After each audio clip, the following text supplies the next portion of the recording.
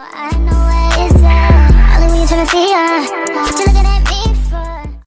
you guys, and welcome back to my channel. So for today's video, we're going to be doing a distress lock tutorial, and I'm just going to show you guys how I do my locks, and I'll link everything that I use in the description box below.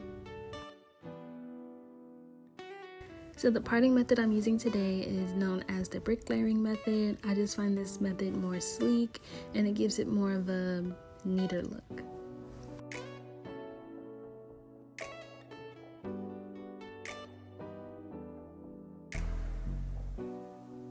So typically when you're plaiting your client's hair, some people prefer to braid all the way down, or some people braid about an inch or at least 2 inches down.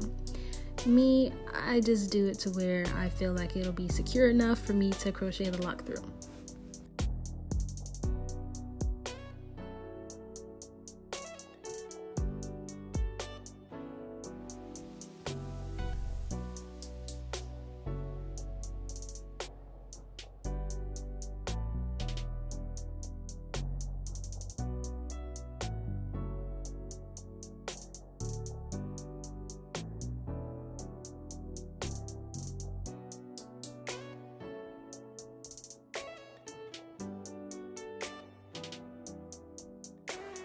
Here's the finished product of the brick layering method.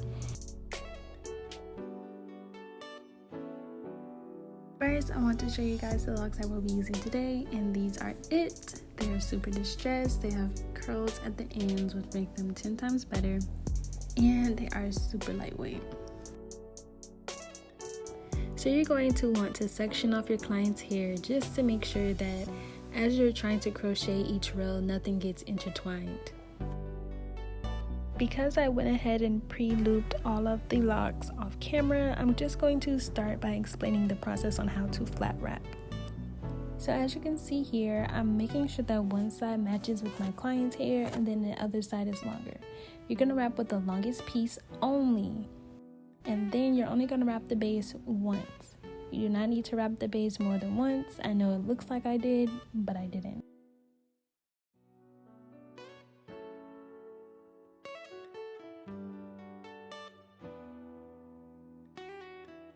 So this angle is a little tricky, so I do have another part of the video where I show you all at a different angle.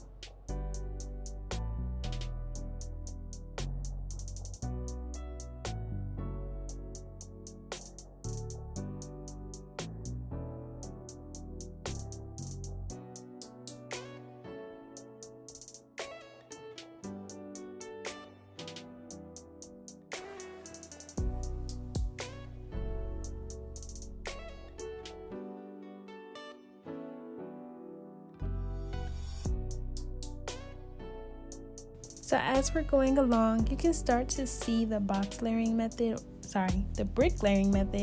show itself a little bit more. And this is exactly why I love it. It just looks so sleek. It just looks very uniformed. Now around this part of her hair, it did get a little long, so as you can see, I had to stop and go back and add pieces to make sure that her hair was fully covered.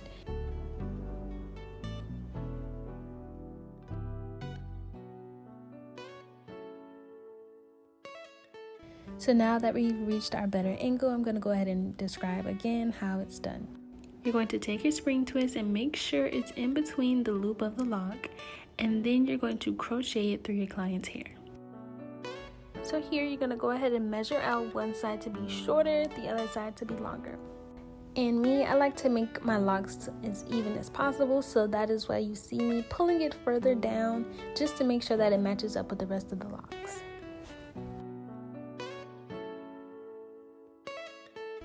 So as you're wrapping, you're going to wrap the base once and you're going to continue on downward.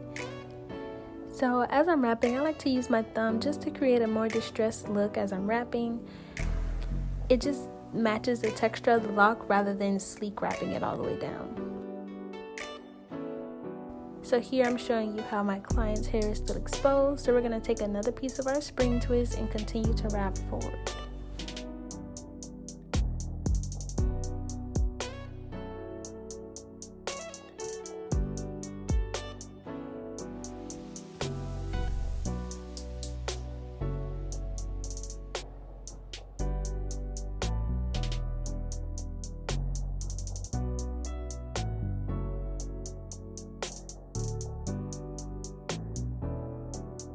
So again, I'm going to measure out my lock, making sure that one side is longer than the other, and to make sure it matches up with the length of the rest of the locks. Now with the longest piece, we're going to go ahead and wrap that base one time, and we're going to continue to wrap on downward.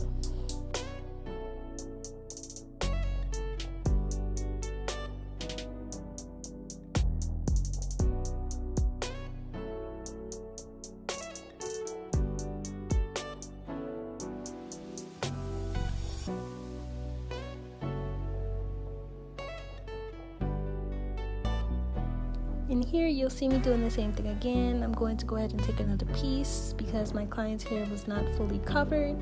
And I'm just going to go ahead and continue that thumb motion and making sure that I'm making it match the texture of the lock.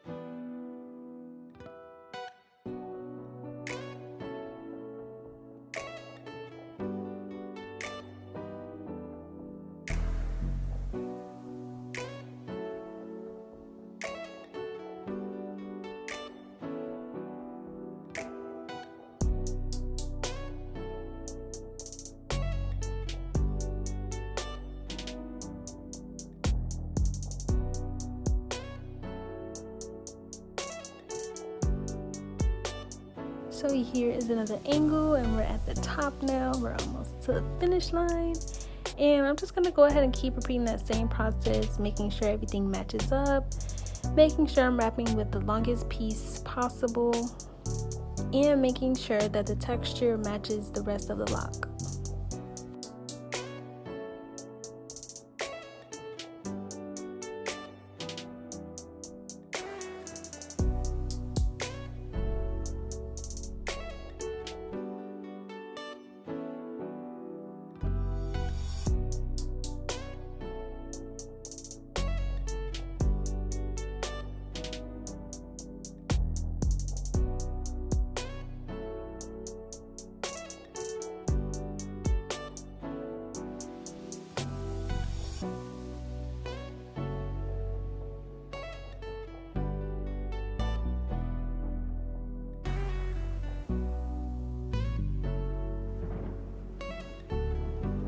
And here's the finished product. I want to thank you all for watching first, but as you can see, everything is looking uniformed. I'm showing you the pattern, and now it's time for the best part, the mousse.